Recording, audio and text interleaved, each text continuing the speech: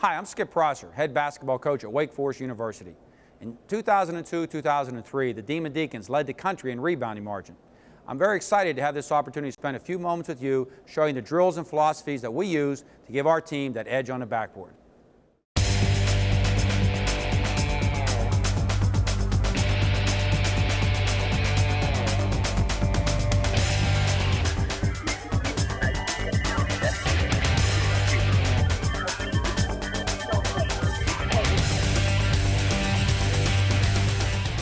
It's a pleasure for me to be back in Ohio. I spent 15 years at Xavier, a great 15 years, 8 years as an assistant, 7 years as a head coach. And in fact, when I first started coaching ninth grade basketball over in Wheeling, West Virginia, the league that we were in at that time was called the Eastern Ohio Freshman Basketball League. And we were the only West Virginia team in that league. And I think this is a great state for high school basketball.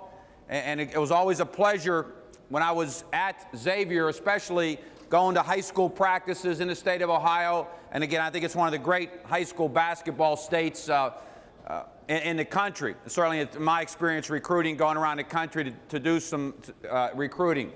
What I'd like to talk to you about today is our rebounding, this evening, I should say, and some of the drills that we use, and some of the things, the techniques that have been good for us when I was a high school coach at Xavier and now at Wake Forest, competing in the ACC. Before I do that, though, I would like to talk to you a little bit about my background, my perspective, if you will, in terms of coaching. I was a guy 30 years ago who never wanted to be a coach. I was not a great athlete. I was not a great college basketball player who got into coaching. I went to a school called the United States Merchant Marine Academy, which is like a Division V basketball school, and I played there. And I didn't play a lot there, to be honest. Lots of times my buddies, would say, Skip, want to come and see you play tonight. What time's the game? And my answer was always, the game's at 8 o'clock, but if you want to see me play 9:30, quarter to 10, you'll be safe. I've been back 3 times in the 30 years since I graduated. And I went back for my 20th year reunion. And then for my 25th year reunion, they brought me back and they gave me this nice plaque. And they honored me from the academy as being a distinguished alumnus of the academy. And what I thought was interesting was when they gave me this plaque, they had listed on there this big plaque and then this big frame thing, really nice, out of varsity basketball letter, and they had there all nice calligraphy there. My game-by-game scoring totals. Everybody laughs at that, Joe. But it was funny because I was able to count up my point totals while I was sitting there waiting to give my talk. And I found out that I only missed 1,000 career points. Only missed 1,000 career points by 878. So I was like right there. And I never wanted, when I graduated from the academy, I wanted to be a high school history teacher. Never wanted to be a coach. But I didn't have any student teaching experience. I had to go to a private school there in West Virginia. And they told me, we'll give you the teaching job, but in order to get the teaching job, you have to coach ninth grade basketball. And they sort of made me do it and help out with ninth grade football. And I coached freshmen for 4 years. And that was just a tremendous experience and a good foundation for me as a coach, because I thought there wasn't a whole lot to this coaching thing. But my first game ever as a ninth grade basketball coach, we're playing Blair, Ohio. And at the end of the first quarter, my debut as a coach, if you will, my team was down 16-0 at the end of the first quarter. And 22-0 before my team ever scored. That's when I figured there must be a whole lot more to this than what I had thought. But second or third year, we had some success, won a few games. I'll never forget, we're playing Shadyside, Ohio, over there along the river. It was one of those games where, as a freshman coach, you're playing at 4 o'clock in the afternoon. We had a big old 20, 25-point lead at the end of the game. So at a few minutes left, I subbed my, 5 new guys, 5 new 15-year-old guys into the game. And the coach from Shadyside, John Krupa, he does the same thing. He sends in 5 new guys. And the reason that stuck out in my mind was, they have the basketball out on the side. Again, 10 new kids. They throw the ball into one of the kids from Shady's side, and he starts dribbling like a bat out of hell to shoot the ball at our basket. But the irony was one of my guys goes racing over and just fouls the heck out of him. Kid's name was Mark Taylor. And the funny thing was watching the officials trying to figure out where to shoot the free throws. So, but I think that was good. I was a ninth grade coach for 4 years, JV coach for 1, became a varsity coach at one high school, same school. And then a couple years after that, I went from Lindsley School there in Wheeling to Central Catholic High School there in Wheeling, West Virginia. And again, I thought I had the game pretty much figured out by then, but immediately in my first year at Wheeling Central, I rallied them to the worst record in the history of the school. And we were 4-8. It's a record hasn't been broken yet either. We were 4-18 that year. Fortunately, a couple years later, we got a little bit better. We're able to win a state championship. And during that time, I got to meet Coach Gillen when he was assistant at Notre Dame, assistant at Villanova. And through that friendship, I was able to coach at the college level. When he got the Xavier job, he hired a friend of mine, a guy named Jeff Nix, who's now actually with the New York Knicks, the Knickerbockers. And I called Jeff up when Pete hired him. I said, hey, you're working for Pete. Congratulations. He's a good guy. You'll do great there. And he goes, Skip, Coach Gillen, we still needed one more assistant at Xavier, and your name came up. Do you think you'd be interested in working at Xavier at the college level? And I said, yeah, sure. So I called Coach Gillen up and I said, Pete, I heard, Jeff said something. I'd be very interested. Skip, I want to tell you right now, you're a very serious candidate for this job, which was totally a lie. Because I know that he offered a job to 3 other guys. And it might have been like 33 guys. But I know he offered it to Bob Hurley Sr. and Pat Knapp and Happy Dobbs, the only other 3 guys I've been able to pin. All 3 of those guys turned it down. And he says, Skip, call me at 6 o'clock on a Friday night, and I'll talk to you about the position at Xavier. I'd never been to Cincinnati. I pronounced it Xavier. I didn't know any better. So at 6 o'clock on a Friday night, I'm on my way to help scout a high school football game for our football staff. I'm in Powhatan Point, Ohio, in a phone booth, 2 lanes, semis are going by, the booth's shaking and all that. And Coach Gillen, that was my job interview at Xavier, to become a coach at the Division I level, asking me questions like, Skip, can you recruit? Yeah, sure, Pete. I recruit all these 8th graders. I'm sure I can recruit across the country and all that. And unfortunately for me, and hopefully for Coach Gillen, he hired me, and I went to Xavier. 8 years with Coach at Xavier as an assistant, and a very successful coach. Coach is great recruiter, excellent floor coach, rumored for many, many jobs. I kept hoping he'd take one of those jobs because I really wanted to be a head coach. Couldn't take it. After 8 years, it was time to maybe have my own team. So I left Xavier to take a job at Loyola College in Baltimore, Maryland. Now, the year before we went to Loyola, their record there was 2-25. And we take the position, and I really believe this, if you had 27 games, it's conceivable that you could never practice at all and still win two times. You just told the kids, say the game's, Saturday night, 8 o'clock, wear your green shirts, they're wearing white, that you might go 2-25. But we had an unbelievable year. And it's sort of all the stars lined up. We end up going 17-13, and we get into the conference tournament. It's called the MAC Conference over there in the East. And Loyola had never won a conference tournament game, much less the tournament. But somehow, some way, again, lightning struck. We're able to win 3 games. We end up in the national tournament, my first year as a head coach in the NCAA tournament. And we got waxed pretty good by Arizona, but the one thing I remember about that experience was when you go to the NCAA tournament, they have this big, CBS does it, this big meeting the day before the games begin. And all the coaches are sitting around this table. I remember sitting there, and they're sitting there as Lute Olson, who was at Arizona, of course, and Denny Crum was at Louisville, and Lonnie Kruger was at Florida at the time, and Clem Haskins at Minnesota. And I'm sitting there and just reflecting on my experience as a 9th grade coach, and sitting there with Coach Crum and Coach Olson, all those guys, and I felt like it's one of those children's books where we sort of circle the one that doesn't belong, and that would have been me. After 1 year at Loyola, Coach Gillen decides to go to Providence. I came back to Xavier as a head coach, thought I'd never leave. I really enjoyed Cincinnati. As I said, I'm very fond of the state of Ohio.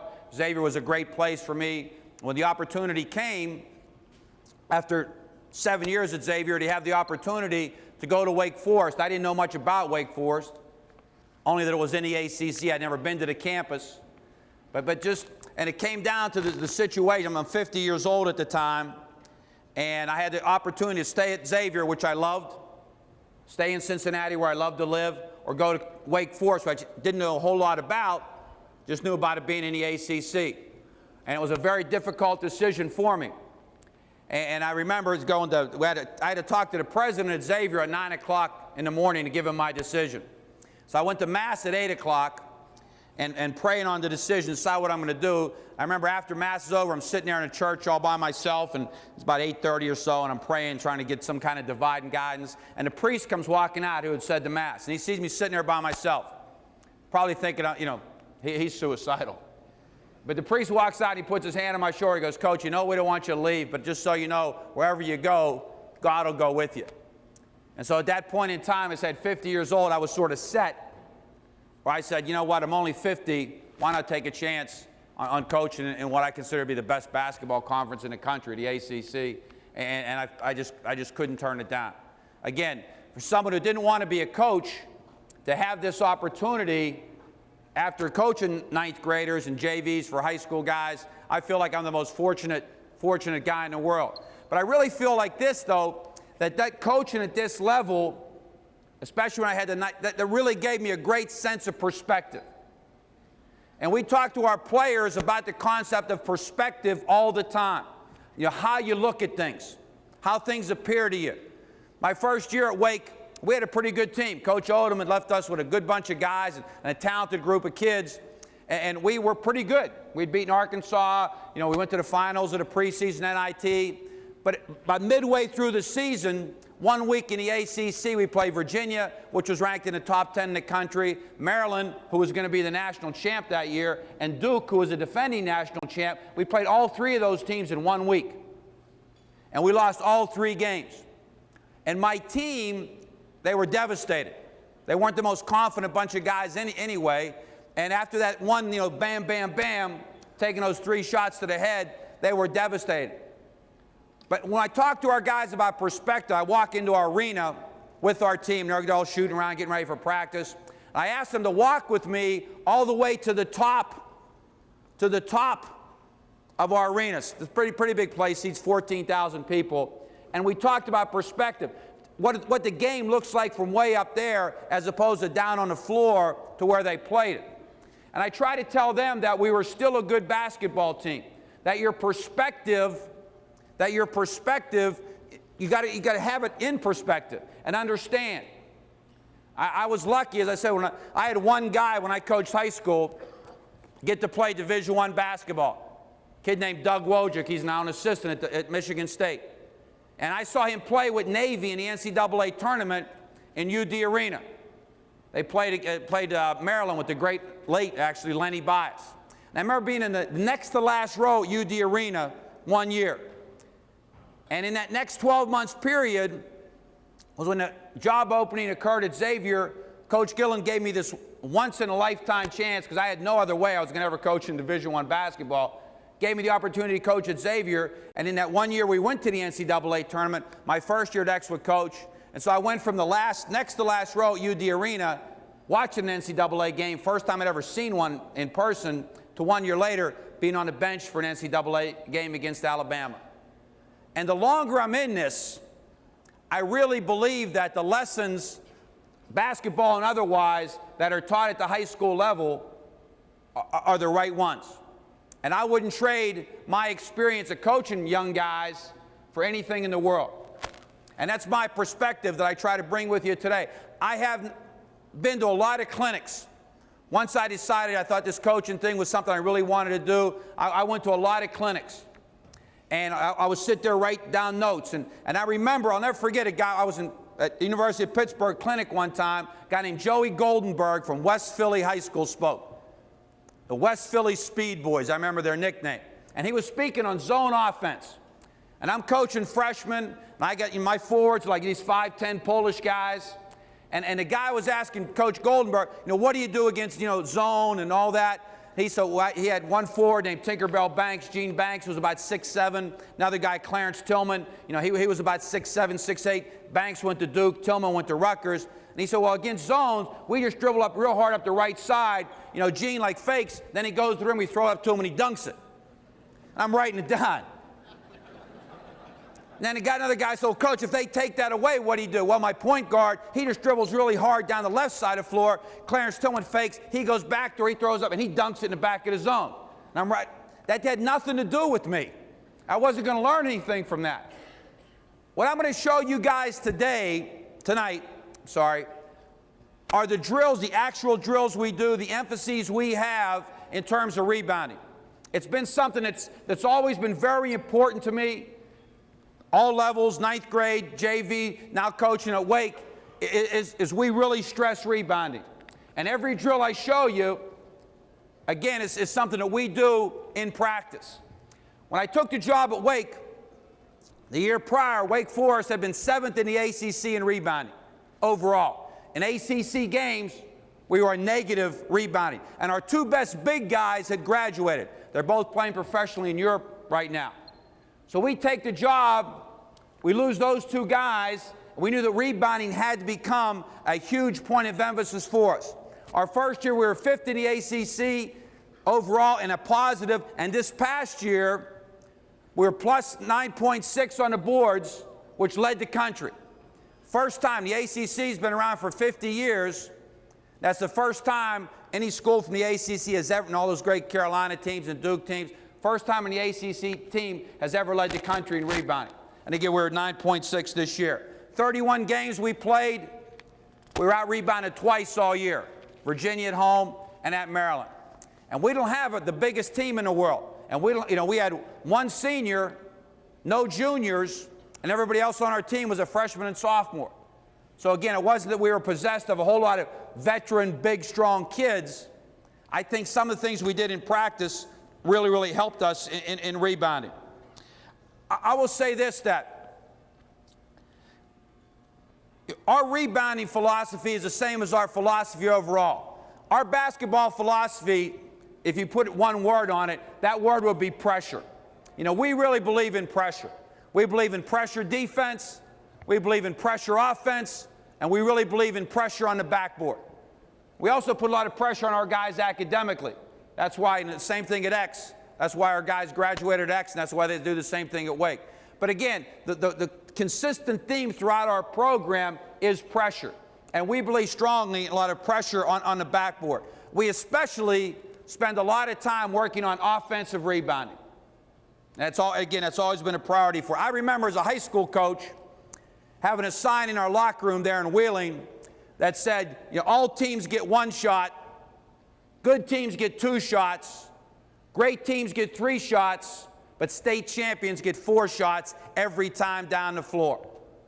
And again, that's always been a huge point of emphasis with us, is attacking the offensive glass. We just believe that if we just keep going and going and going to the glass, it's that like sledgehammer theory. If you keep hitting somebody in the head long enough, sooner or later, they'll get a headache.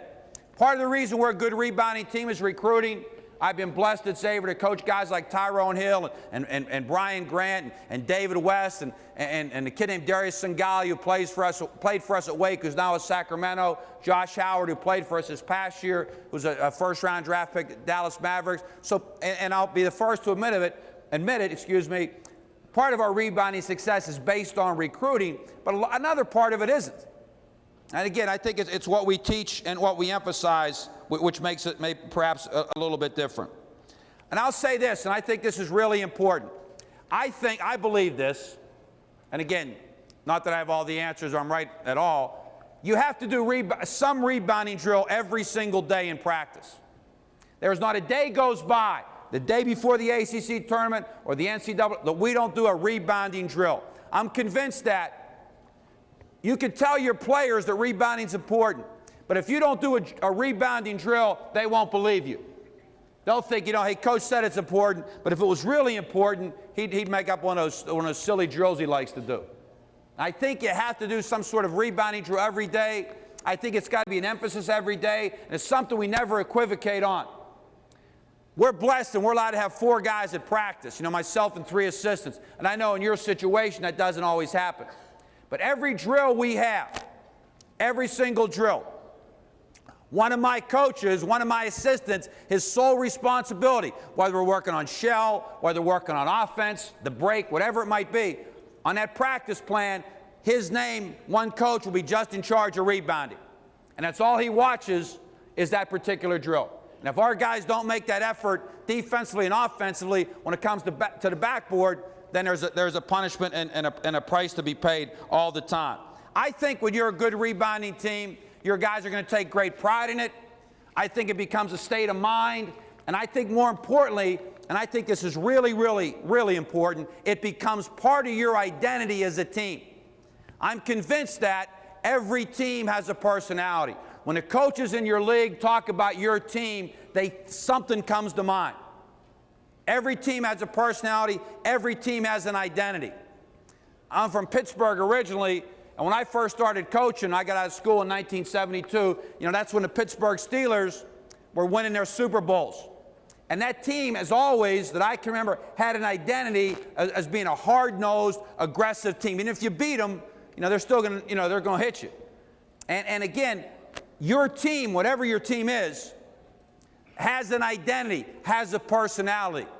And I hope that when people think about our team at Wake Forest, they talk about how hard Wake goes to the backboard.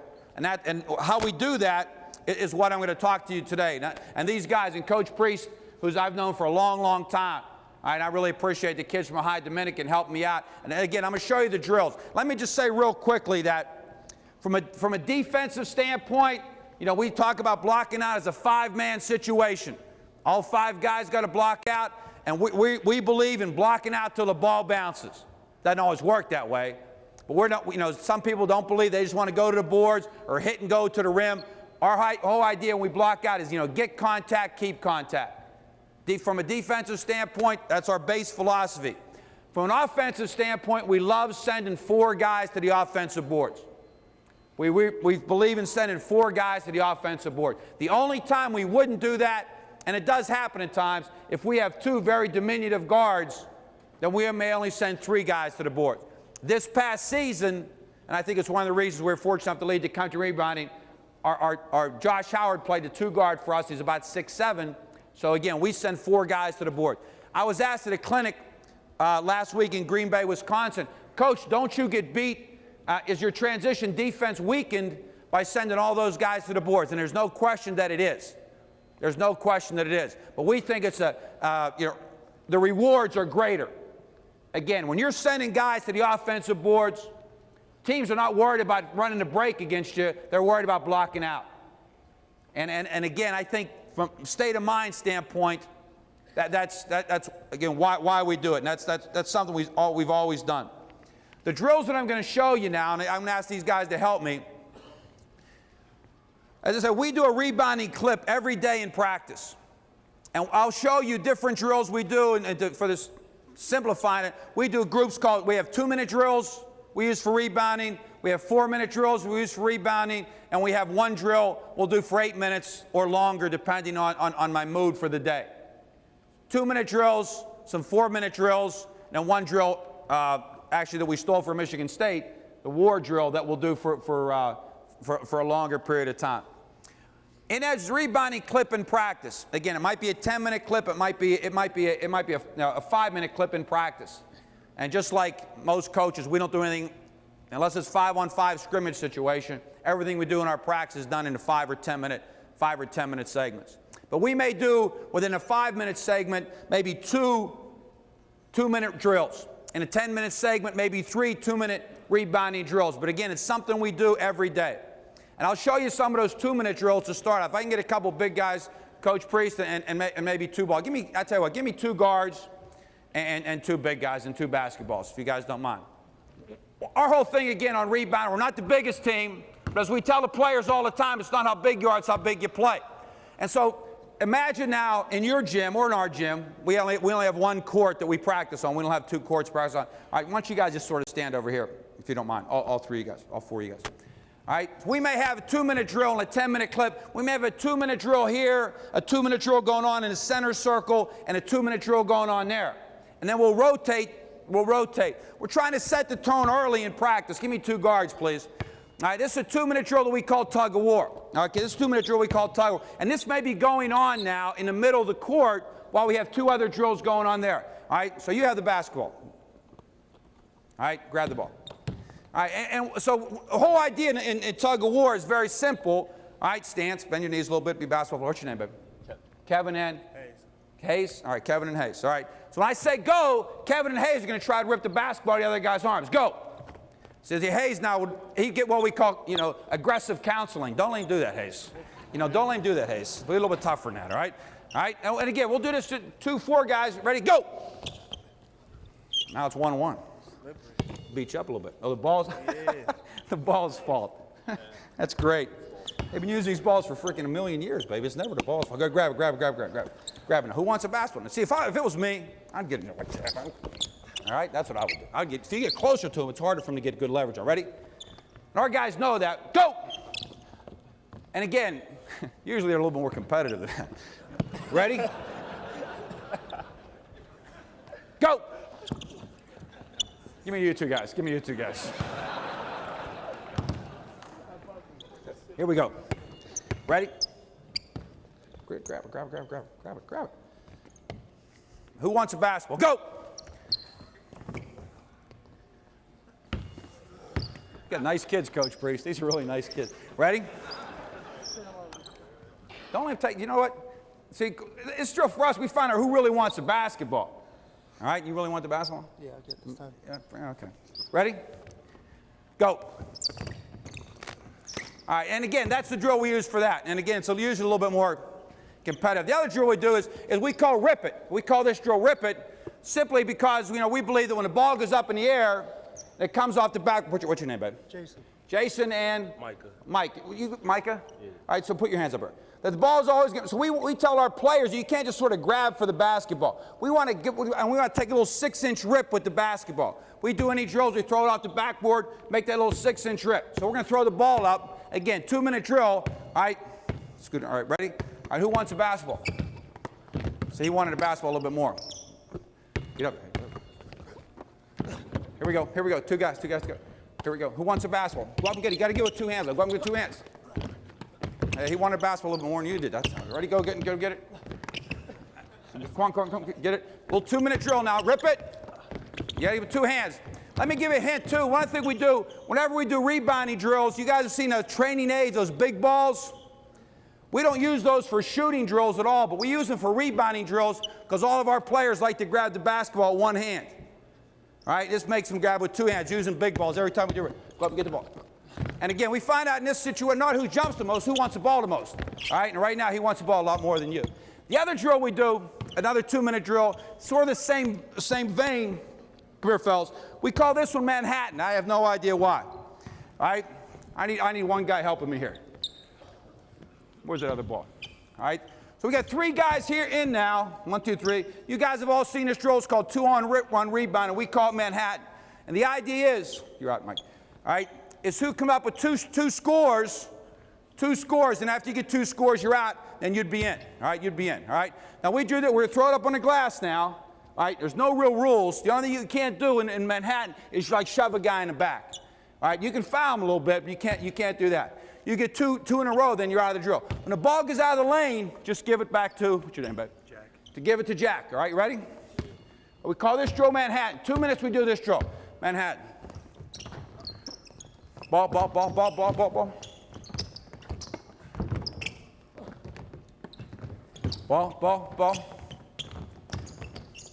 I don't like guys fading away in this one either. Somebody got to make a basket here. That's all right. Go. That's one. Go up and get it. Go up and get it. He's got 1. Now he's got 0. To the rim now. To the rim. Fighting for the ball a little bit now. You're out if you make this one. You're out. You're in now. And again, we'll have 4 guys at the basket. 4 guys at the basket. You get 2 and you're out. All right, you get 2 and you're out. All right, and again, it usually gets pretty physical. All right, and the idea being there's no rules, you know, and it's also a pretty good conditioner, all right, because they don't want to be in there the whole time. That's one for you. That's one for you. That's one for you.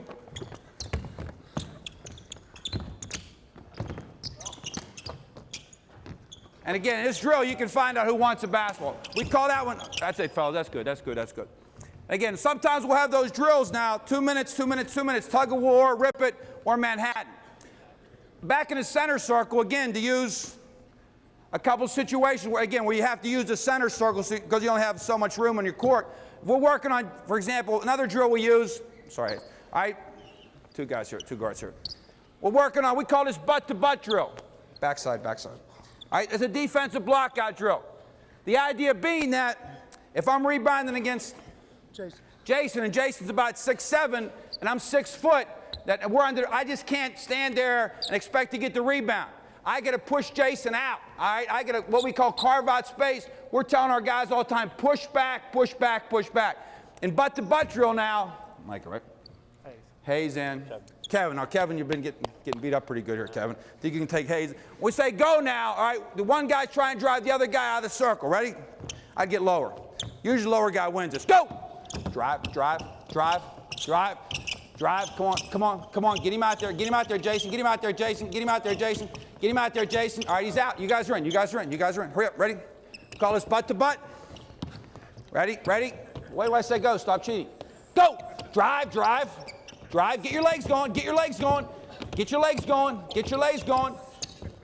Now again, this doesn't happen, all right? He tries to drive him out. Again, it doesn't happen, but it reinforces, I think, to your guys, the idea that you got to push back underneath the basket. Same concept, middle of the floor, ball please.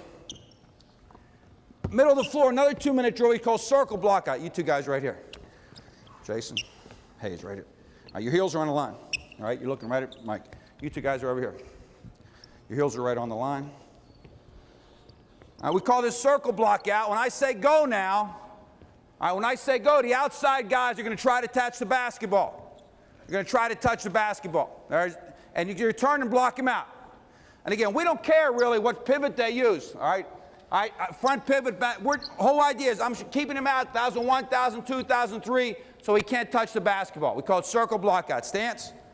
Stance. All right. Now, see, now you can, all right, ready, stance, get your heels on line, stop cheating, go, drive him out, go again, go again, go again, go again, go again. Again, reinforcing the whole idea of defensive block out, stance, go, drive, drive, get him out, come on, Jason, come on, Jason, come on, Jason, ball, please, good job, Hayes, ball, please, stance, all right. Jason's got a little bit of pride now. He's starting to get a little upset, which is pretty good. Here we go. Stance. Go. Drive him out, drive him out, drive him out. All right. And again, it's usually, let's get one. Let's see if we can get one here. Let's get a good one here. Try to keep about 3 seconds. Stance, stance. Get your heels on line. Make it tough for him. Ready? What did I say go? What did I say go? What did I say go? Here we go. It's all right. Ready. You're right. I said ready. Scoot out a little bit. Scoot out a little bit. Go. 1,001, 1,002. All right. And again, that's a drill we call circle block out. And some of you, again, have trouble with, gym availability to make maximum use of your court. I think this is a couple good concepts you can get in, again, and using the center of the floor, all right, for your for defensive purposes. We also, around the basket now, all right, after circle block out, we also do drills, again, 2-minute drills. If I have 2 teams, maybe 3 guys in white shirts and 3 guys in dark shirts. We call this drill 3-on-3 rotate the box. Again, it's a 2-minute drill. We're doing this drill, something going on, something going on. 3-on-3 rotate the box. All right, give me 3 white shirts inside, 3 dark shirts. Here, white shirt, foul line, white shirt on the block. All right, white shirt on this block. Idea being that, we play mostly man-to-man. I need a dark shirt outside him. I need a dark shirt outside him. We play mostly man-to-man, and oftentimes the guy you need to block out is not going to be standing right next to you like he is in the middle of the court. So on 3-on-3, rotate the block out. The idea is when I shoot the basketball, you're going to block out the guy to your right. Who is that? All right, you're going to block out the guy to your right. Who is that? You're going to block out the guy to your right. Who is that? All right, ready? Ready, stance. Stand. You can come towards help side now. All right, now you guys you don't have to be clever. You're just going straight to the rim. All right, you're going straight to the rim. You're going straight to the rim. Scoot back a little bit. Get outside the lane. Get outside the lane. Stance. All right, again, the idea being block out till it bounces. Block out till it bounces. All right, wait a second. Let's get three white guys in there and 3 black guys on the outside. Here we go. Stance. Stance. All right, you're going straight to the rim. All right, where are you going? Who are you blocking out? No, you're not. Right, who are you blocking out? Who are you blocking out, baby? Here we go. Stance. Stance. Stop cheating. Push back, push back, push back. Ah, not bad, not bad. Go get, hurry up, hurry up, hurry, come back, come back, come back. Again, we do this with a big ball. Hurry up, get back where you were. You're up here now, Jace. Rotate where you were, get where you were. No, you're up here now, you're over here, you're over here. Now you've all changed spots. You guys stay where you're at. Stance, stance, stance. Get up here and guard him, get up here and guard him. Where are you going? Who are you blocking out? Who are you blocking out? All right, who are you blocking out? Ready, ready. Push back, push back. Ah, what didn't you do? What? What didn't you do? How long are you supposed to block out? Until the ball hits the floor? Yeah, until the ball hits the floor, right? So when he comes, all right, I'm just grinding him out, just like in, butt-to-butt drill. All right, not letting him get to the ball. Here we go, here we go, here we go. Stance, stance, stance. Push back, push back. All right, good. See, you're still, how long are you supposed to block out? Until the ball hits the floor. Here we go, let's try it again, let's try it again. Where'd you go to high school? Double-sided. Okay. Stance, stance. All right, don't go for the ball now until when? It hits the floor. All right, when? Ball hits the floor. That's tough to understand. I got that. All right, ready? Push back, push back. All right, now what we would be telling Jason right here, excuse me, folks. All right, once you get contact, you keep contact. When they get back to where they started, all right, then we'll switch it around and put the black shirts inside and the white shirts on the outside. All right, go left now, go left, go left, go left. Let's leave the white, okay, black's in there. All right, go left now. Guard him a little bit, guard him. Where are you going? Who are you blocking out? Here we go. Stand. How long are you guys going to block out? Here we go. Good. Ready, ready? Go left. Push back, push back, push back. Not bad. How long are you supposed to block out? Okay, here we go. Stance. Stance, stance. Push back, push back. Go get it. All right. Everybody understand that? All right. It takes 2 minutes. All right, let's get where we started. Let's get where we started. Black's inside. For every these guys that go around once, and for the white guys that take their place, they go around once, then you go left once, change left once. It takes about 2 minutes to get everybody through. Same concept is what we call 2-on-2 cross block out. You're right here. Okay, you're in there, baby. Good, you're off, you're off. All right, I'm gonna take the shot now. They got to cross and block out. Same idea now. All right, guys, don't be standing from. So now you're going to block out him, and you're going to block out him. Who are you blocking out? Who are you blocking out? All right, ready? Did you guys talk? I know that. I know you don't. But if you guys don't talk, what might happen? Might hit each other. So I would talk amongst yourselves. Here we go. That's it. Here we go. Stance, stance. Same idea. Box till it bounces. Same idea. Box till it bounces. Push back. Ah, get him out of there. Get him out of there. Again, same idea. You want to get there, and you just want to grind him out of there, so you carve some space out there so nobody can get in there and get it. Here we go. Here we go. Here we go. Get 1 foot outside the line. Here we go. Stance. Stance. 2-on-2 cross block out. Push back. That's it. That's it. Good. Better. Here we go. Last one. Last one. Last one. Last one. All right. Don't let him in there. Don't let him in there. Don't let him get the rebound. Ready? Box, box. Ah. What did you do wrong? What did you do wrong? Yeah. You remember, box till it bounces. Again, we call that drill 2-on-2 cross block out. Same concept. All right. 2-minute drill. Same concept. The guy's not right there. All right, you're going to have to go get him. You're going to have to go get him. Same idea. Come on here, Jace. All right, we'll also do 2-on-2 help side block out. Get out on the wing. All right, you're out on the wing. You're denying. Scoot down a little bit. Where you belong. All right, if the ball's over here, where should you be? Help side, right? That's your guy, I'm sorry. When the shot goes up now, you got to block him out, or you're blocking him out. Okay, and we call this help side block out. Same concept. All right, scoot over a little bit. Help side. Stance, stance, stance, stance. Deny, deny, deny, deny. All right, you and I are going to pass the ball back and forth. Scoot over a little bit. We call this help side block out. Ready? Deny, deny, deny, deny. All right, deny, deny, deny, deny, deny. Get over help side, get over to help side, get over to help side, get over to help side. Deny, deny, deny. Go get him, go get him. Same idea now. What's your name again? Jeremy. Get him off the board, Jeremy. Here we go. I would, if you don't want to get yelled at. Here we go. Stance, stance. Get him out of it. I don't care if you get it. I don't want him to get it. Stance, stance. You're going straight to the rim. Yep, yep, yep. Stance, stance, stance. Help, help, help, help, help. Good, good, good. Help. Good. Get help side, get help side. Shoot it, shoot it, shoot it, shoot it, shoot it. Box, box. All right. The only thing I would tell Hayes, I would tell Hayes this. Come here, bud. When that shot went up, and he did a good job, he's in help side, we would not want our guys waiting. You're waiting, come on, come to the rim. As he's waiting to go to the rebound, you're waiting on him, all right? We would want our guys to go get the guy. Ideally, and we'll show you this another drill, I don't want any of these white guys to get their feet inside the lane. All right, you got to make sure you meet him, come on, bud. All right, you meet him out here, so once again, you're right here. I don't want him getting into whatever that is, the red. Okay? That's called help side block out.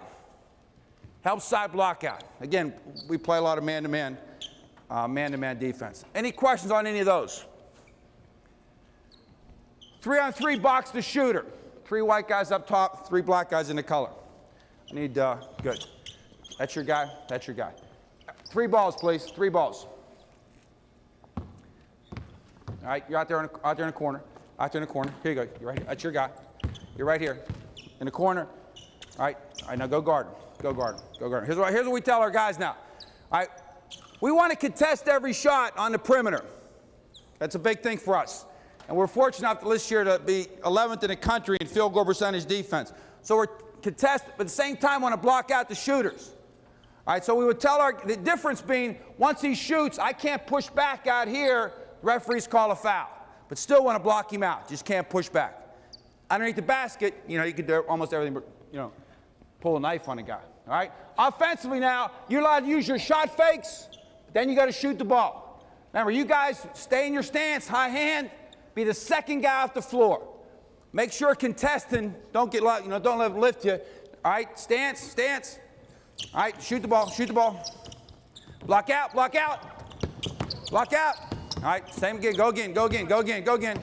It's better when we hit the rim. Here we go. Contest. Box, box, box. All right, get it, give it back to him, get it, give it back to him. You got 1 dribble now, offense. You got 1 dribble, offense. You can shot fake, you got 1 dribble. Ready? I'll tell you when, I'll tell you when. 3-on-3 box shooter, 1 dribble, go. Block out, box, shot. All right, good, 1 dribble, go again. I'll tell you when, I'll tell you when. 1 dribble, go again. Calls 3-on-3, block out the shooter. 1 dribble, 1 dribble. Box out. Good, good, stay down. Didn't contest though, you didn't contest. You got 2 dribbles now. You got 2 dribbles now. Contest, all right? 2 dribbles now. 3-on-3, block out the shooter.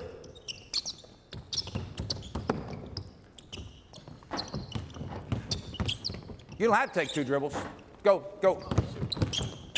Block out, block out. All right. Again, we don't go more than 2 dribbles. We call that 3-on-3 box the shooter. All right, 3-on-3 box shooters. Everybody see that? Last drill we do like inside like that is 3 black shirts in a line right here. White shirts on the perimeter. Ball, please. 1 ball. All right, now, you guys are not facing me. You guys are facing you. It's another game. It's a 2-minute drill. All right, you guys are not. When I say go, you're going to start chopping. You're in a stance, you're going to start chopping.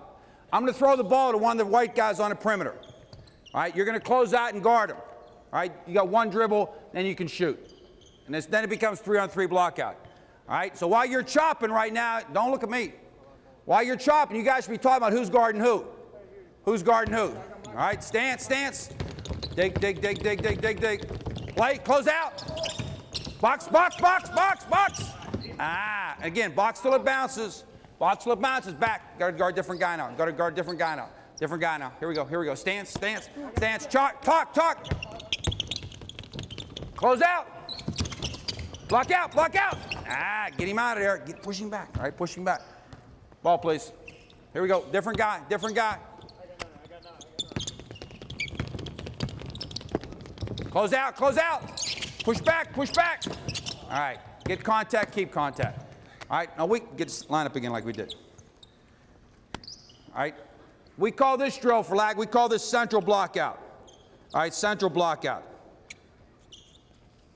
All right, and again, those are all 2-minute defensive block out drills that we do. Now, from an offensive perspective, all right, the same thing. We have 2-minute drills. We talk about going to the offensive board as well. And how we work on offensive rebounding, let's get a line of guys. Here, what's your name again? Mike. Behind Mike. All right, Mike's right here. You're right here, big guy. We tell our players all the time, once you face the basket, you're like a defensive block out guy. All right, defensive block out guy. Give me 3 guys and I need your help. Could you get another ball, please? We don't want our guys, we tell them from an offensive standpoint, when a shot goes up, don't run to a back. What I don't want to have happen is, all right, you're coming in here, be a basketball player now, bend your knees, is a guy coming and bam, hitting him like Velcro. Coach, why didn't you go to the board? Coach, he blocked me out. Don't get blocked out. So we work on spin, and I don't care how you get to the rim, but just make sure you get to the rim. And the simple drill we do for this is we're going to come here in a line, all right? Stance, all right? You're not doing anything but sort of being like a dummy. Bend your knees. All right, here, and we're coming, and we're spinning, baseline, getting to the rim, boom, and putting the ball into the basket. When you get the rebound, give it back to my assistant coach here. All right, right now we're spinning baseline. We're spinning baseline. Ball, you're right over here, baby. I'm going to shoot it, and then you're going to give me the next one. Right. Remember, get your own rebound, all right? And you got to go up and get it and finish now, all right? Get wide, get wide. Spin baseline, spin baseline. Go, go, go. Get in the concept. Don't run to a back. Don't run to a back. Find the ball, find the ball, find the ball. Go, go, go, go, go. Get it, get it, get it. Spin baseline. Go get it. Find it, find it. Offensive rebound, I think a great thing to do when you get an offensive rebound is shot fake. We call it chin it, because I know that if he just got beat to the glass, all right, and his guy just goes and gets an offensive rebound, a tip-in or what have you, the next sound he's going to hear is going to be what? Sub. All right, so all he's thinking about right now is blocking the shot. So we tell our guys, you get that offensive rebound, if you're in the crowd, chin the ball. He definitely will go for it. Our guys do. All right, so now you guys do the exact same thing. When you get it, I want you to keep your knees bent so the referees can't call a walk. Bring the ball to your chin, not up here, because he'll get that. Chin it, and then finish it, okay? Exact same thing. No, you're good, you're good. You're doing great. Here we go, all right, chin it, chin it. Catch it, chin it, good. Let's go. Catch it, chin it, good. Violent fake now. Catch it, chin it, good. Violent fake. Catch it, all right, spin middle now, spin middle. Go, spin middle. Get there. Find it. Just get your guys in a habit of not letting the block out to feed them. Chin it. All right, we're chinning now, We're chinning. Get there. Find it. Chin it. Good. Get there. Find it. Chin it. Get in the middle. And we'll do the same thing now from all 3 spots. Again, it's a 2-minute drill. It just sort of reinforces in your guys' minds, all right, don't run to a back. Figure out a way to get to the glass. We'll do it from the wing, from the middle. And again, our guys, this is a good day before the game drill. Because you get all pumped up. They're going to the rim or trying to dunk it, tip dunk it, and things like that. Well, let's say we get blocked out. All right, he does a good job blocking me out. We'll also tell our guys, if I'm blocked out besides spinning, a third move you can do is come to the baseline. He's coming. Now I'm going to carve out some space. Come on, babe. All right, on the offensive end, I'm offensively blocking out. He has me blocked out. I'm going to baseline, shoving him back, catch it, chin it, and finish it. All right, so line's right here. And again, we would do this from all 3 spots. All right, you're going hard to the baseline, and then you're pushing him back, just like we did in butt-to-butt drill. Only you're on offense. Go. Go, pushing back, pushing back, pushing back, just pushing back. Chin it, good. Get to the baseline. Pushing back, come here, baby. Chin it, good. Pushing back, good. Be physical. Chin it, all right, good. Pushing back, get there. Pushing back, find it. The fourth thing we'll do, spin right, spin left, go to the baseline. So now the guy knows he's in big trouble. He's gonna do a great job blocking up. He needs to be a basketball player now. The fourth thing, we would tell our guys, and we practice this as well, show the referee your hands. He's got you blocked out. You can't surrender, and just shove him under the basket. And show the referee your hands so he can't call a foul, but you just try to beat him up with your legs, all right? And shove him right under the basket, Here we go. Come here. Stand here. All right, ready? Go. Show the referee your hands. Shove him under the basket. Come on, use your legs. That's it. Good. Finish it. Good. Show the referee your hands. Shove him under the basket. Good. Finish. Show the referee your hands. Good. Finish. Last one. All right, show the referee your hands. Finish. Strong with it. Okay, good. Now what we do now for a lot of those drills right there, instead of having a guy here, we get those football, the blocking pads that they use for football, and the guy will be standing right here. And so actually, instead of necessarily spinning off a guy, have our managers perhaps here, walk-ons or what have you, you're spinning off a pad. All right, you're spinning off a pad. The other drill we do, again, same concept. Big guy here. You're right here. Line right here at the top of the key. We would have two of our managers or maybe two of our walk-ons. They'd be standing here right like this. All right, with pads. Shot goes up on the offensive end now. Again, we're not running to a back. We're coming right through the pads. Boom. All right, we're getting to the offensive board.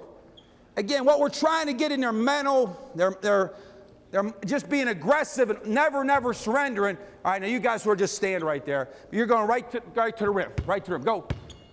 Get to the board. Find it. Good. Get to the board. Find it. You can dunk it. All right, get to the board. Find it. You can dunk it, Jace. Here we go.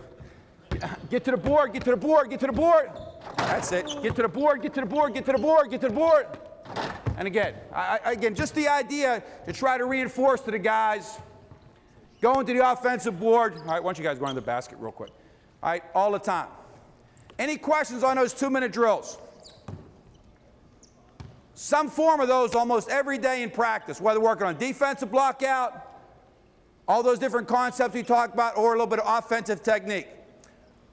Next clip, 4-minute drills. I need everybody out here now. I need a team divide up in the black shirts and white shirts. Let's put all the white guys on top, black guys on the baseline. You guys even up your teams. 6 and 6. I need one helper. I mean maybe two coaches. Can I get a coach standing out here, please? One coach standing out here. Another coach standing over here, please. I need two assistant coaches here. Any volunteers? All you do is catch. There we go, Coach. I appreciate that. All right, you guys are lined up, right? All the guards here, big guys over there. Line up right here. All right, line up right here. Big guys over here. This is called Knicks. All right, big guys here, guards here. All right, big guys here, guards here. All right, here's the drill. Ball, please. All right, in Knicks drill, again, it's a 4-minute drill that we got from the Knickerbockers. Now, you guys are out of bounds. All right, you guys are at the foul line. When the shot goes up, you're going straight there and blocking him out. You're going straight there and blocking him out. How long are you blocking him out? Till the ball bounces. If you get the offensive rebound, you can put it back in the basket. When you guys get the defensive rebound, you're throwing the outlet to the coach. And again, big guys, you don't want them turning this way into the traffic, outside foot, out to coach. Defensive rebound, out to coach. All right, it's called Knicks drill.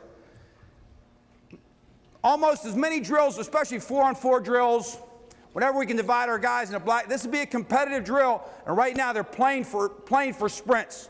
Losers run. And the punishment could be 28 seconds, a set of lines, suicide if you will, 10 seconds up and back, 5 seconds to the end of the court.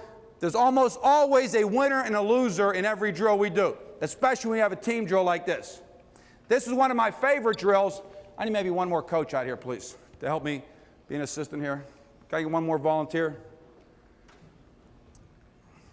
Here we go. All right, when I shoot now, thanks, Coach.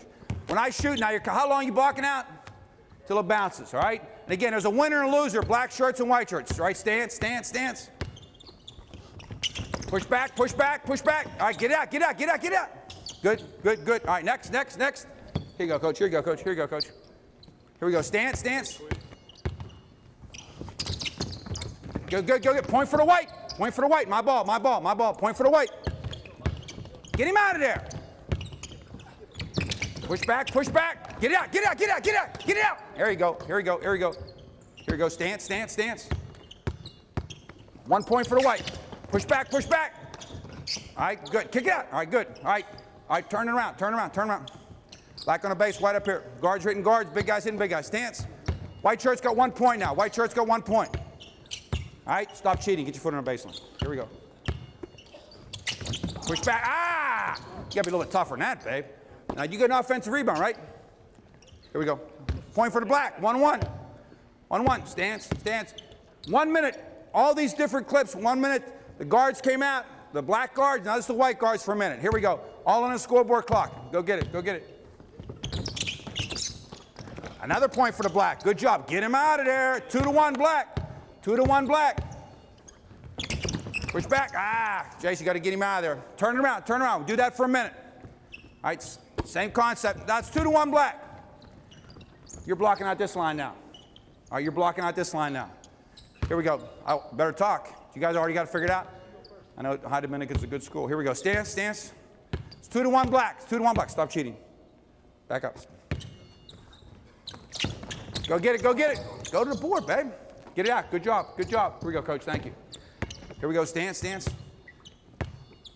2-1 black. 2-1 black. Push back. Push back. Ah! Get out. Get out. Get out. Get out. Here we go. Here we go. Here we go. Stance, stance, stance. This is my trainer's least favorite drill. Put your foot outside of mine. Ready?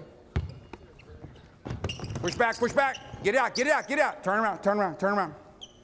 Turn it around. Now you're crossing now. Okay, now you're crossing. Stance. Push back. Ah! Remember, he's bigger than you, so what do you got to do? All right, butt to butt drill. Drive him out of there. 3-1 black now. 3-1 black. Stance, stance. Push back. Not bad. Not bad. Look to get it out now. Look to get it out. So we can run a break. All right, last one. Crossing. Stance, stance. Push back, push. Ah! You be tougher now. All right, get him out of there. Okay, get him out of there. We call that Knickerbockers drill. That is one of our most competitive drills. And the kids really like the drill. Thanks, guys. Thanks, coach. The kids really like the drill. It's very physical. Again, it's very competitive. There's a winner and a loser. And when it gets tied at the end, I mean, it's a great team drill. It's a great team drill. We also drill another format we call Connecticut. All right, Connecticut. All right, let's get black shirt, black shirt, black shirt. All right, give me the big guys up top here. Wings over here. Guards over there. All right, all you got, you're facing, line here behind my man here. Line over there on the outside three-point line. Line over there. There's another block-out drill. Ball, please. You can be a coach. You can be a coach. All right, stand over there. The idea is you got to get 3 straight defensive rebounds to get out of the drill. I'm going to shoot it. You're blocking out here. You're blocking out there. You're blocking out there.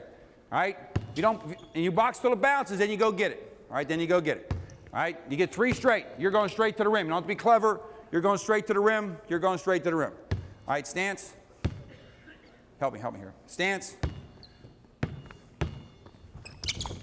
Box, box, box, box, box. That's 0. That's 0. Next guy step. You guys are in. These black guys are still in. 3 black guys still in. Now we got another guy coming. You're going. You're going. Stance. You got 0. You got 0. Get out. Get out. You got 0. You got 0. You got 0. Don't get hurt now. Stance. Stance. You got 0. You all right? Want a red shirt? Here we go. Stance. Box out. Box out. Box out. You still got 0. Now, fellas, I don't want to yell at the high Dominican guys. They're probably good Dominican guys, but you know what? That would really bother me a little bit because you guys have been there for the rest of your lives. All right? That's a tough place. That's nice, but I don't want to spend the rest of my life here. Stance. Get him the hell out of there. Stance. Box, box, box. Box, box. You got 0. You got 0. You got 0. What happens is one guy breaks down. His teammates are yelling. Nothing's better than a little, collective responsibility here. Box, box, box. Box, box. Box. You got 1. Hurry up, hurry up, hurry up. You got 1. Here we go. You got 1. Now, come on. Don't break down. Don't let your buddies down. Now, don't you be the guy that breaks down here. Keep him off the glass. You all right? Box, box, box, box, box. You got 2. You got 2. You got 2. Man, I wouldn't want to be the guy that broke down now. You got 2. You got 2. Boy, this would be a good one to get right here. Box, box, box, box, box. Get after it. All right, then they'd still be in because that'd be 2. Let's say they got out. You're out. You go to the end of the line. You go to the end of the line. Then whoever was the last, step in, babe. Whoever was the last guy in there, the next group would be in there. And again, you got to get three straight defensive rebounds to get out of the middle. That's a 4-minute drill. And again, we might be doing something down at this end of the court in practice and something there. The last 4-minute drill, we don't play a lot of zone, but if we are going to play zone and we want a defensive rebound drill for zone, we call this rebound by numbers. All right, rebound by numbers. All right, step right there, babe. I need one guy here. All right, you're right here at the top. All right, come on over here, babe. You're doing a good job, by the way. You're right here. All right, one guy in the corner. Everybody else step off. Everybody else step off. I got 5 guys here on the perimeter. 2 guys in here. 2 guys in. 2 guys in. And again, in a zone, a little bit less defined as to who you're blocking out. Because again, you don't have a man. You're looking around for somebody. So we call this drill rebound by numbers. These guys, your numbers 1, 2, 3, 4, 5. 5, 4, 3, 2, 1. If I call your number, you're going straight to the rim. You guys are blocking out whoever shows. All right? I think it's a good zone block out drill if you play a lot of zone. All right, stance. All right, whoever shows, you got to block them out. Stance. 1, 3. Box, box, box, box. You got to push back. Here we go, here we go. Stance. Stance. 2, 4. Push back, push back. Push back. Here we go, here we go. Stance. 1, 5. Push back, get after it. All right. Now we rotate, get back where we were, get back where we started. All right. We'd want them to get more defensive rebounds than that. But the rotation would be this. All right, okay, rotate. You're out there. All you guys move across. You're out there. Now you're in. You're over here now. Here we go. Stance, stance. 1, 2, 3, 4, 5. Stance, stance. 2, 5. Push back, push back. Get him out. That's a bad shot. Here we go, here we go. Stance. Again, we call this drill rebound by numbers. Stance, stance. 3, 5. Push back, go get him. All right. Everybody understand that drill? And again, we use that against zone, call that rebound by numbers. All right, and again, that's a 4-minute drill. Any questions? All right, the last drill is an 8-minute drill, and this is war. All right, so I need black inside. I need 5 white guys on the perimeter. What do y'all get inside? Thanks. All right. The rules of war are this. Pick up a guy. Everybody knows who they have. All right? You got to be in the color. All right? You got to be in the color. Both feet in the color. The rules of war are this now. All right, coach is going to shoot. If you're inside here now, your goal is you don't want any of those white guys to get their feet inside the lane. So as he's coming, come on, babe, I'm meeting him outside the lane, boom, blocking him out. From an offensive standpoint now, the white guys, you're flying. All right, you're going hard to the rim. Don't run to a back. Don't get Velcroed. Even if you can't get the ball, you make sure you keep it alive. All right, you make sure you keep it alive because we're going to be so much more aggressive that one of your teammates is going to get that loose ball. All right, so the way the drill was scored is this. Again, like Knicks, this is a competitive drill. Black shirts against the white shirts, losers run. We'll do it for 8 minutes. Sometimes we'll do it twice in practice. If I'm not particularly pleased with our aggressiveness or how we're rebounding the ball, we may do it 3 times in practice. This is one of our players' favorite drills. We divide the team up. It's usually not the first team against the second team. It's a little bit more competitive than that. Probably do it earlier in practice. And again, our guys, this is one of the biggest, it's aggressive. They talk trash, and there'll be times toward the end of the year, especially when I'm afraid of getting somebody hurt. And the score will be tied at the end of the 8 minutes. I'll say, let's move on to the next drill. The players, they will not let that happen. All right, they really want a winner and a loser in this drill. The way we score the drill is this. Offense gets a rebound, they get a point. Offense gets a rebound, they get a point. Now, once you get it, you can play then. You can put it back in, get a 2. You can kick it out and get a 3 or whatever. Once you score, though, the ball comes back to me.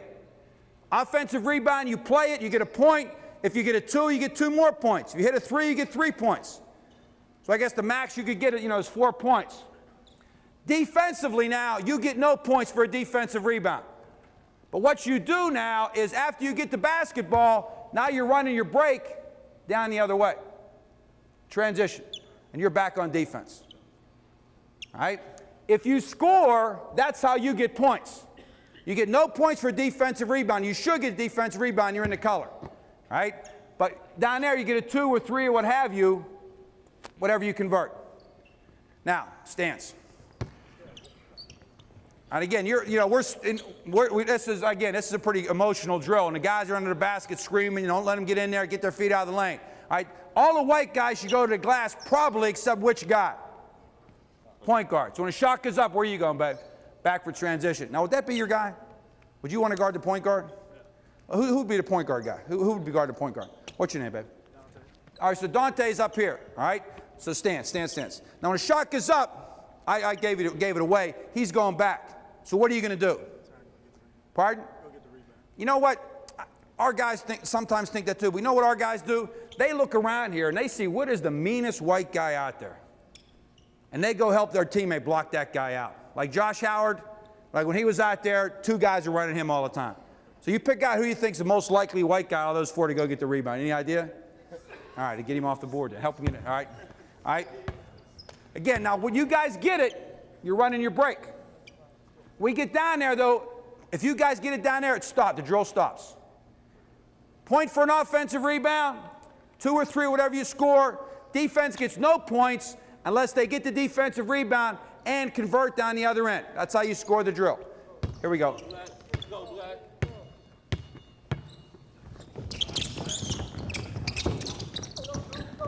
Push it, push it, push it. My ball, my ball, my ball, my ball. White's inside, white's inside. Nobody scored. Nobody scored.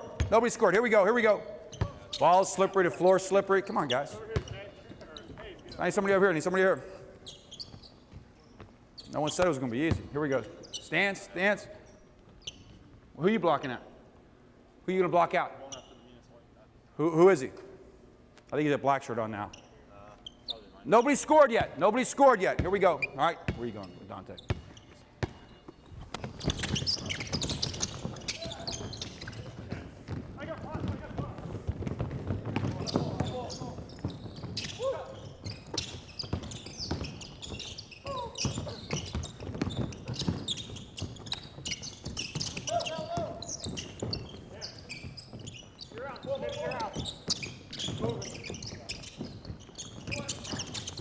All right, freeze. What we don't have happen now, black's inside. Once the black shirts get on miss, they're not running it back. Again, this whole idea to drill, right now no one scored yet. All right, ball please. The whole, if you let, even though you guys did a good job blocking out, getting the rebound, if we would let that happen, then it becomes more of a transition drill than it does a collision drill. All right, this is more for collision. Stance. Nobody scored yet. Let's go, let's go.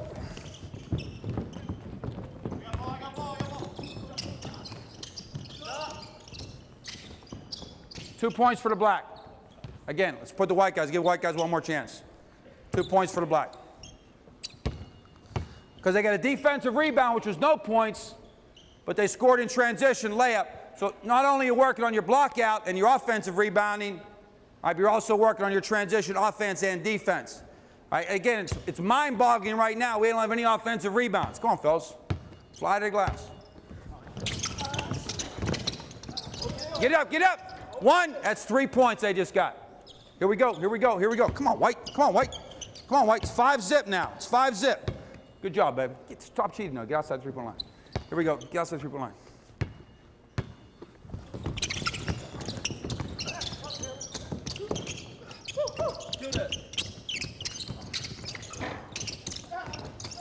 Let's go. Let's go. Let's go. Still 5-zip. Black. All right, and that's the drill. That's the drill. All right. Why don't you give these guys a big hand? Thanks, guys.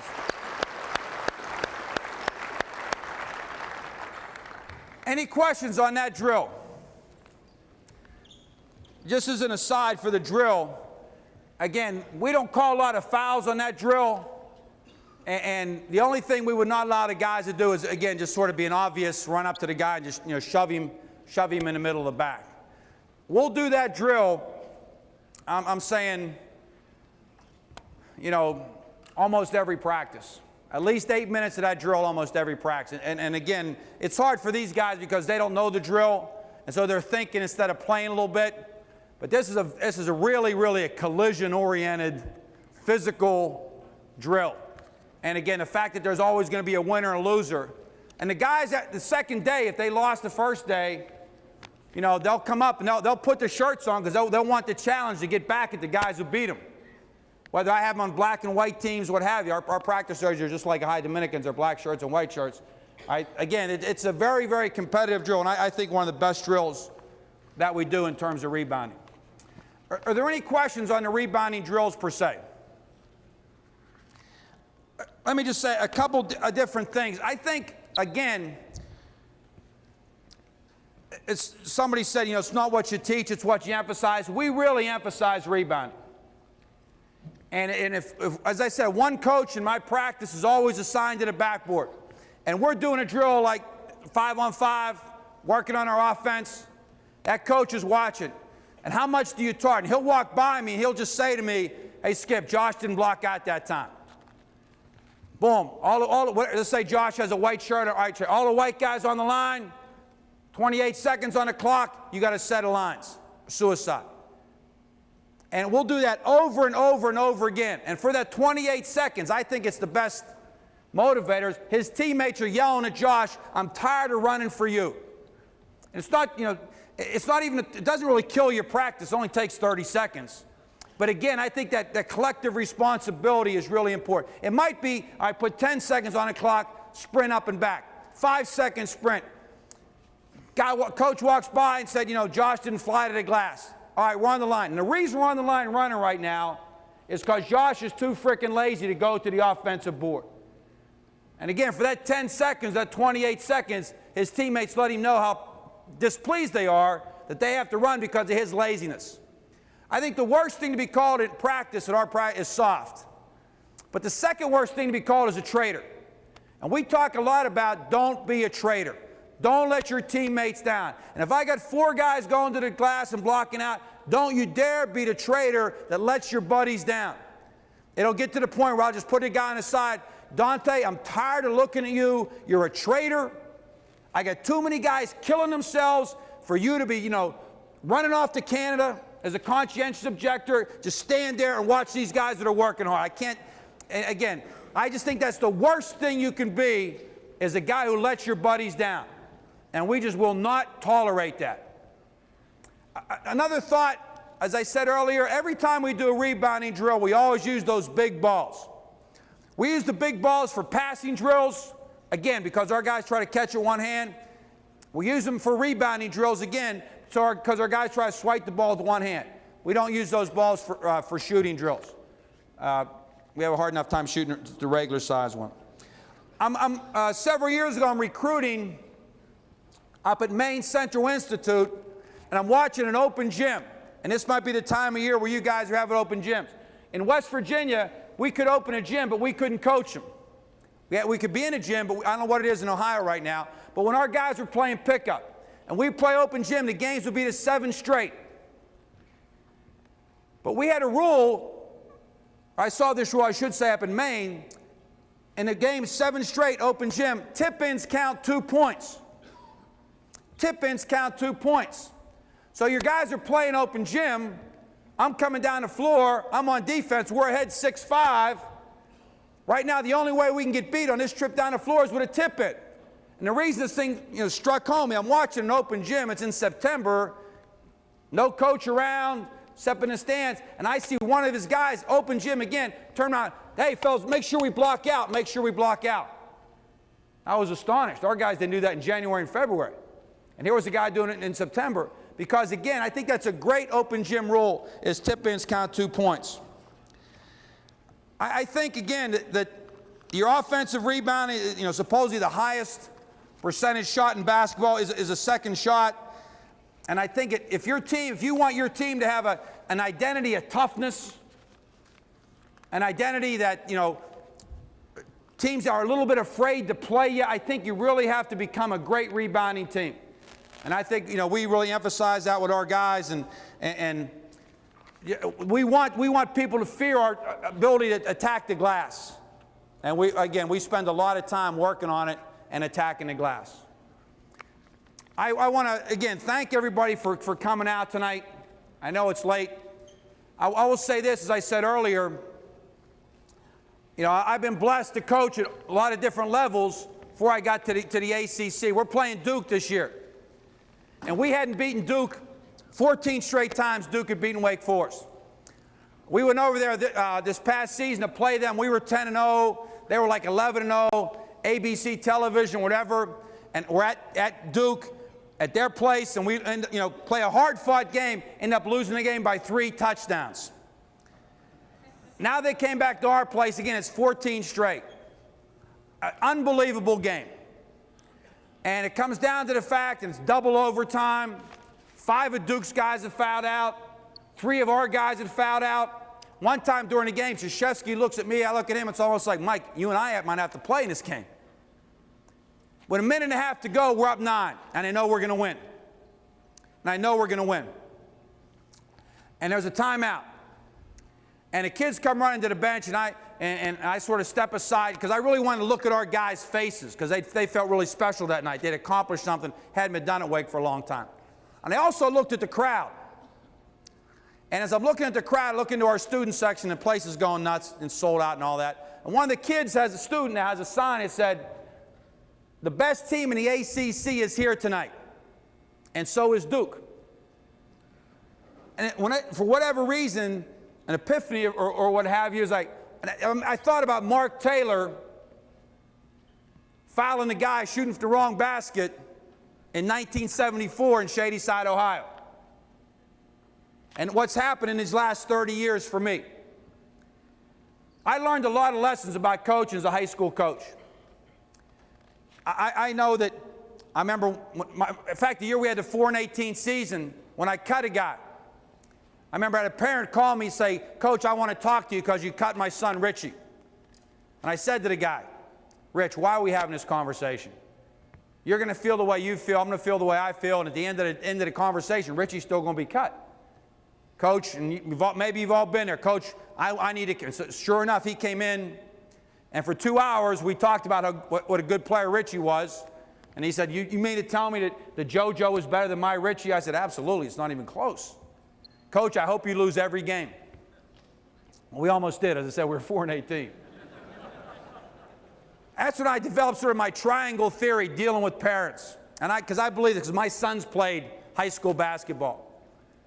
That as a parent, and they're coming to talk to you, they see the team look like a triangle.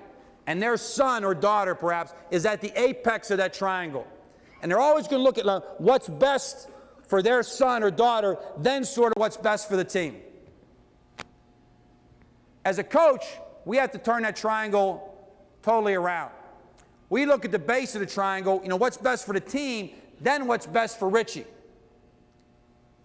And what I've learned in 30 years of doing this, no matter how long it's never going to change. That triangle remains intact. You just have to make sure that, I think, that you just worked as hard as you can to study the game, to work as hard as you can to be as fair as you can. As a high school coach, I used to give my players contracts. Idea I stole from Jennings Boyd, North Fork, West Virginia. And on this contract we'd give them every year once we picked the team, we would have sort of our training rules. Not punishments perhaps, but training rules about alcohol, about smoking. We had curfew back in those days. I remember, midnight on the weekends, might have been, I don't remember what it was, 10 o'clock on school nights. I'll never forget, after the 4-18, my second year, we sort of turned the corner. We're about 500. We have a big win on a Saturday night. We beat John Marshall High School down in Moundsville, West Virginia. I'm feeling like maybe we're going to get it going. Sunday afternoon, I get a phone call. It's one of my players' parents. When I give those guys the contracts, each kid got 2 contracts. One stayed at home, parents signed one, send the other one back to me. Phone call comes, coach, it's Lenny Pavlik, one of the players' parents. Lenny, how you doing? He goes, not too good, Skip. I said, what's wrong? He goes, Chris broke the curfew last night. Now, Chris, one of my best players. We just turned the corner after 4-18. I'm like, Lenny, you sure? Maybe, power went out. Maybe you read the alarm clock wrong. You sure? Yeah, Skip, I'm telling you. I said, Lenny, you realize I'm going to have to do something to Chris. He goes, Skip, I signed that contract. I said, whatever you said, 11 o'clock, I gave my word. Now, that only happened one time. But again, a lesson I learned there is try to get everything out on the table so they know, and they can't ever say, Coach, I didn't know that was important to you.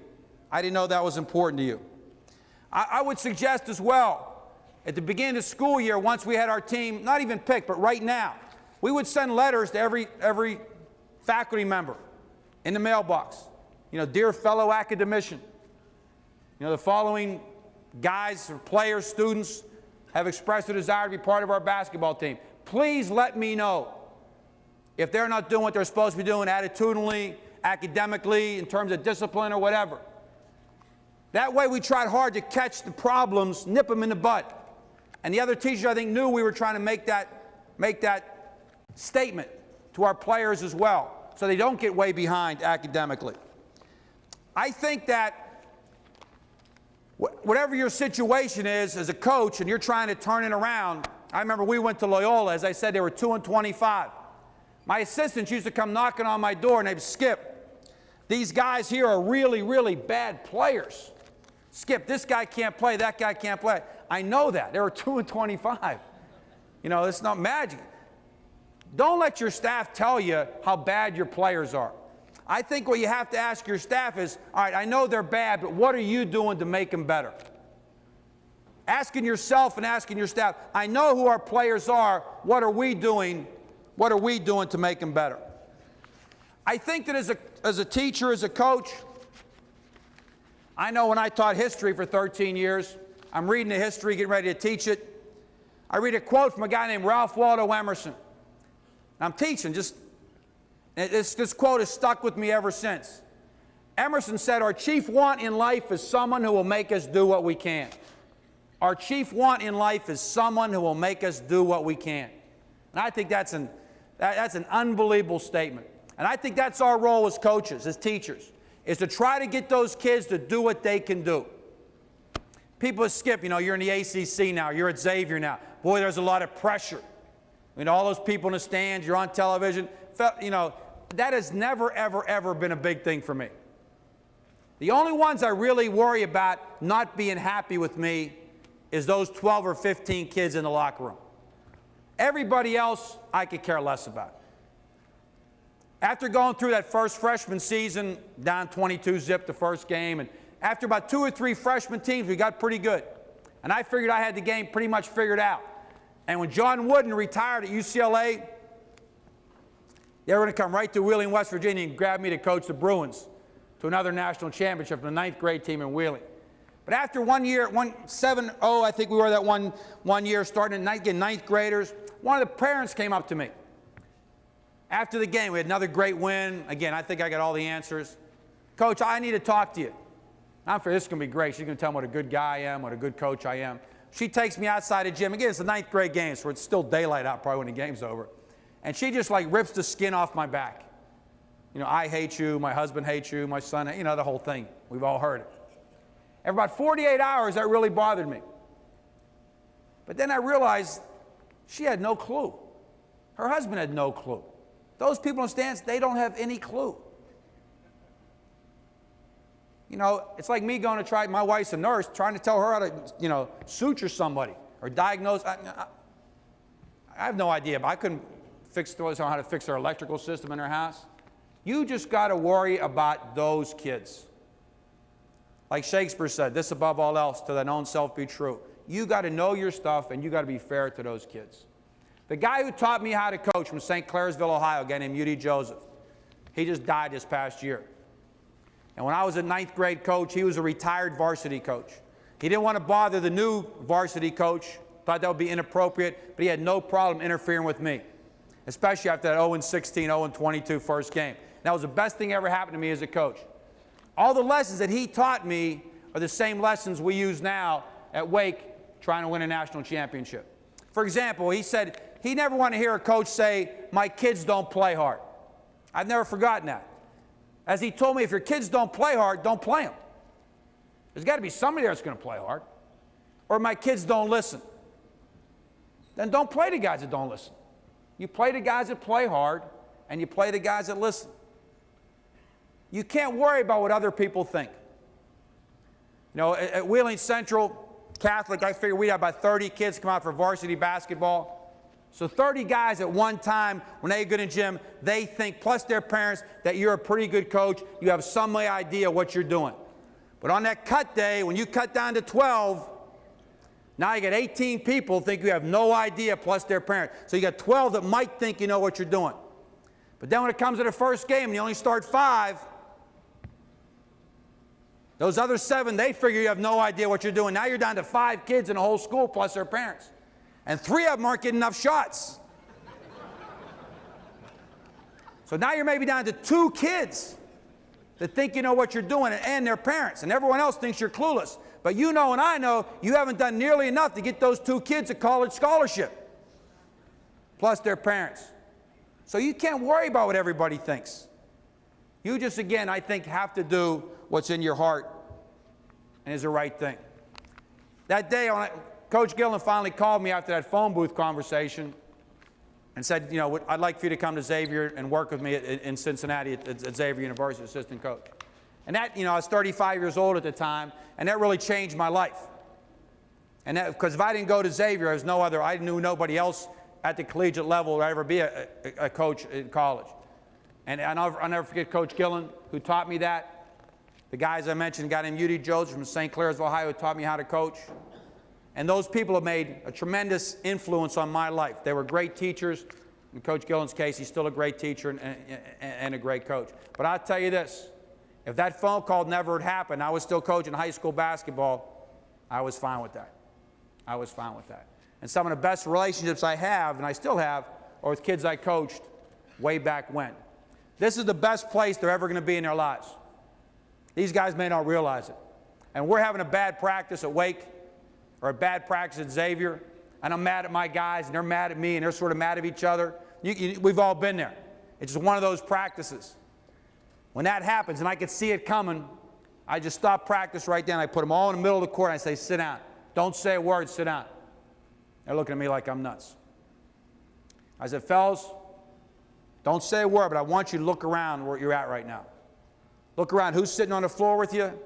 Looking around where you're at. This is one of the best places you're ever going to be in your life, is the gym. Take it from a guy who's 50. It's one of the best places you'll ever be. We had a kid at Xavier named Kenny Harvey. Didn't get to play much. Good kid, good student, good player. Didn't play much. He came back to our banquet a few years after he graduated. He said, you know, Coach, remember you used to give us that talk about this is the best place in your life, everybody's a gym? Yeah, kid. You know, Coach, I was sitting on the floor thinking, not me. I'm graduating. I'm going home to Chicago, getting a great job, marrying a beautiful girl, live right on Lakeshore Drive, have a big-time car. I can't wait for that to happen. He goes, Coach, it's been 3 years since I graduated. I'm back home in Chicago. I have a beautiful car. I have a great job. I have an apartment right there on Lakeshore Drive. You know what, Coach? I'd give anything to be back in that gym, playing with those guys and having you fuss at me. We're blessed to do what we do. And I think a tremendous responsibility to the kids that are in our care, our tutelage, if you will. For me, again, it's very, very gratifying to be able to come back to Ohio, because Ohio is where I started coaching. I hope that when you see Wake Forest play this year, we play hard. I hope you can appreciate the fact we do spend a lot of time on rebounding, and our identity is of a hard-nosed team where pressure is our underlying philosophy. And I can promise you this, that we will play hard. Our guys will graduate, and I think our guys will enjoy playing at Wake Forest. Thank you a whole lot for your attention. I appreciate the fact that you come here tonight. At Wake Forest, we're convinced that great rebounding is the key ingredient to having a successful season. I hope that some of our drills and philosophies that we've shared will give your team that winning edge in the upcoming basketball campaign.